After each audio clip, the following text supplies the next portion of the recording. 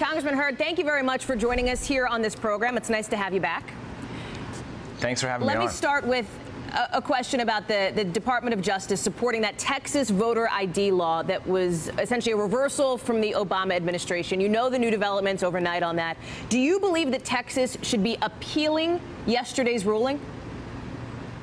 Well, this is something that's breaking, and I haven't looked through the details. And for me, I want to see more people voting than less. That's why I crisscross the district as much as I do, because I think the more people we get civically active, the better.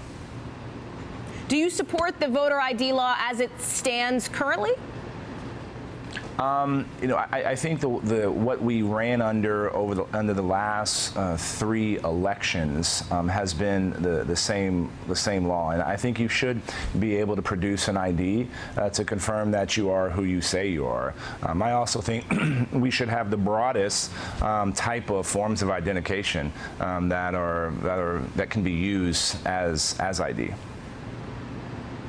Let me ask you about another issue that is obviously critical to people, particularly here in Texas, which is this border wall proposal from President Trump. This has become a flashpoint currently in Congress. You have called this proposal inefficient, impractical, wasteful. You heard a lot about it at your town halls this recess, yet you voted for a spending bill that included money for a border wall. So square those two positions for me.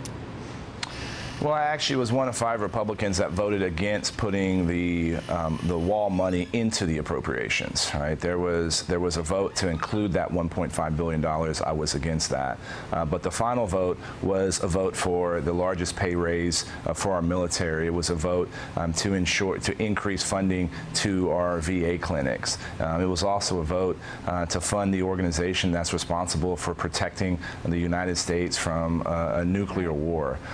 So we got to make sure that we have the strongest military we possibly can, and that was the bulk of the vote. And besides, this was the first step in the appropriations process. The Senate is going to do their work, and we're going to have to conference some kind of bill, and we'll see what's in that bill when it comes back from the Senate. Our reporting from the White House this morning from senior officials is that the president is very serious about this threat to potentially shut down the government to get money for a border wall. Is that the right move? It's not. I don't think we should be thinking of shutting the government down as a tool for anything. When the government was shut down last time, a GAO did a report, and they said it actually cost more money to shut the government down than to keep it running. I think the better alternative when it comes to border security is the smart wall idea, which I've proposed. We should be using technology and manpower in order to secure the 2,000 miles of our border, and that is a fraction of the cost of building a concrete structure.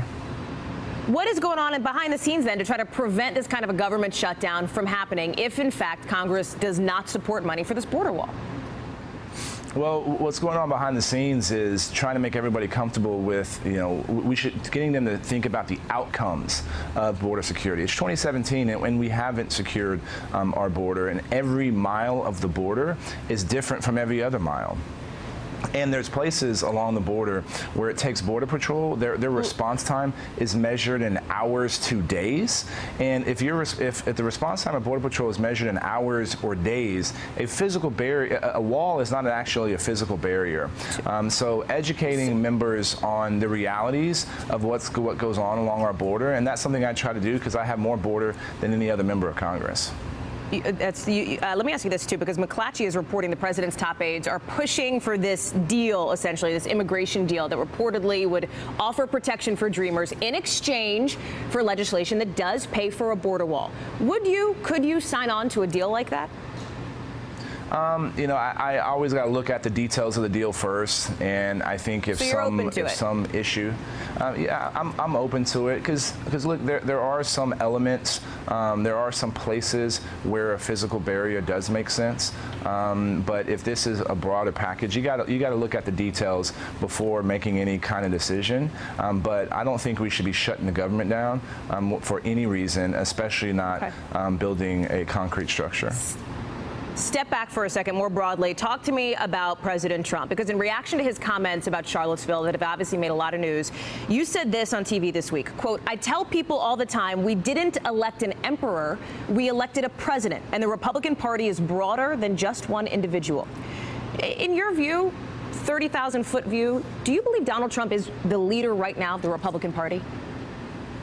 Well, he's the titular head of the Republican Party, and you know, I think some of the divisive rhetoric is not what we should be promoting as an entity, as a body. But the Republican Party is much broader than any one individual. Now, it's true he has the loudest and the biggest microphone.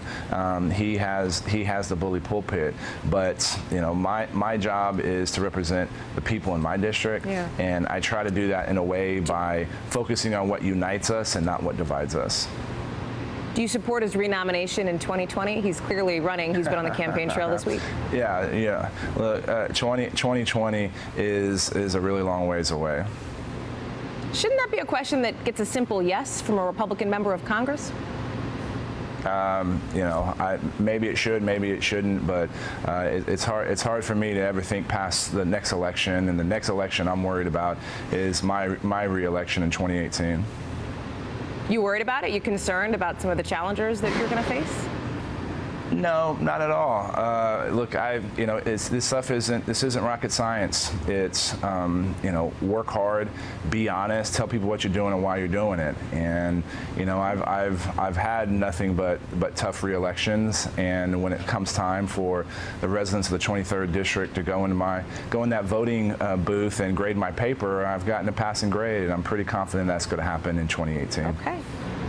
Congressman Hurd, who won his district by 2,500, 2,700 points, I think, last time around. Congressman, thank you very much for joining us. We appreciate it. Hey there, I'm Chris Hayes from MSNBC. Thanks for watching MSNBC on YouTube. If you want to keep up to date with the videos we're putting out, you can click subscribe just below me, or click over on this list to see lots of other great videos.